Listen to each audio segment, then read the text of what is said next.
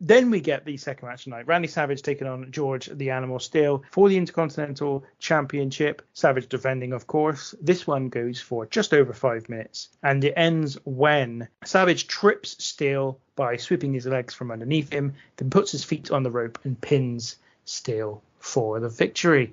We'll go to you, Stephen, to start this one. We didn't talk about Susan St. James's all right in the first match, but she did a second one during this. She also talked about how awfully Savage treated Elizabeth and how this was her match. And that just, I don't like thinking about that with Randy and Elizabeth. So let's just move on from that as quickly as possible. Elizabeth, one of the greatest ladies that ever walked the aisle, looked classier and more beautiful than ever. And I'm aware as I'm saying this, I sound like an absolutely horrid creep. But she was wearing a sparkly purple dress with some gold and green trim, which I'm giving a 9 out of 10 on the Miss Elizabeth fashion scale, which will also be featured in 4 weeks' time. Watch out for that. I thought Susan St. James, this was the highlight of her kind of very bad commentary. And she was talking about how Savage treated Elizabeth and how Animal was completely in love with her, and how if she had any choice, she'd change boyfriends immediately. This, unfortunately, though, was not very good. George's body was so covered in hair, I can't imagine how disgusting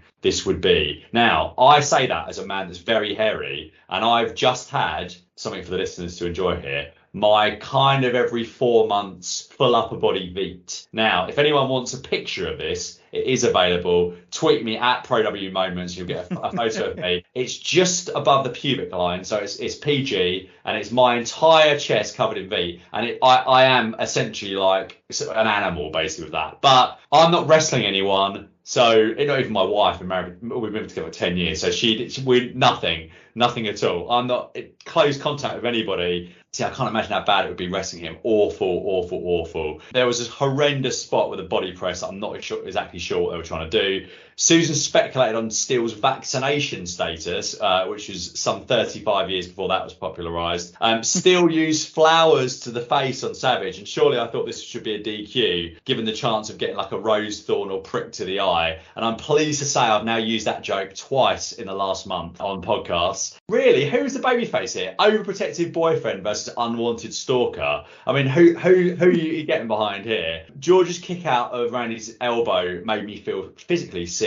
And the finish with Savage's feet on the ropes was only slightly better than the first match. And how are you putting Randy Savage, either 1 or 1A worker in your promotion, in with this bloke at WrestleMania? Blech. Matt.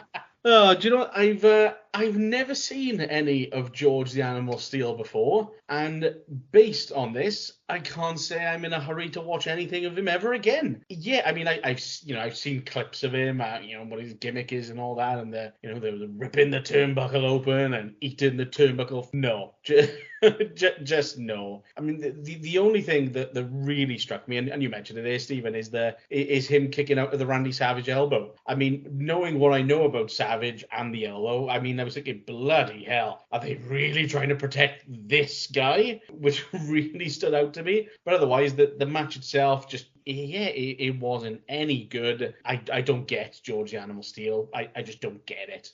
It's one of those that, again, it's a cartoony character. And I know we've talked about this before, Ben. It's one of those types of characters, just they're more aimed towards children, and that's just not what I watch wrestling for. So this era in particular, those types of characters just do absolutely nothing for me, and if anything, detract from what I want to see. So if you were a kid, why would you like this bloke? This weirdo that's eating the turnbuckles, is that good?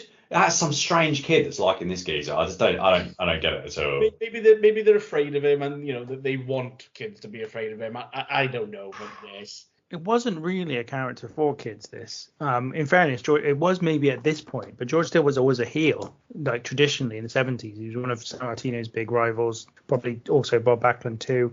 He was like a full-on heel who drew money, ultimately, at kind of the highest levels of WWF. He, at this point, was a babyface, and I assume at this point, yes, there was more of we can make him sympathetic. He's kind of like a childlike type monster character, and I can only assume, once again, this wasn't about protecting George Steele as much as protecting the match so that they could have it again and again and again on the house show circuit in the future. It isn't very good, but to your point, Stephen, yes, he may be one of the best workers on the show, but they're not interested in that, really. They're not really that interested in the overall quality. You could tell. No, they're not.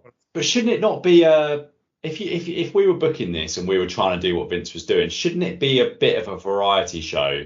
So I think there's room for some good wrestling. I think he might be able to argue. I know that you perhaps disagree, but I think he might be able to argue that you get it with the British Bulldog against the Dream Team. Yeah, I guess that you is. Get it maybe in one other match later on. So he's got a little sprinkling of it here.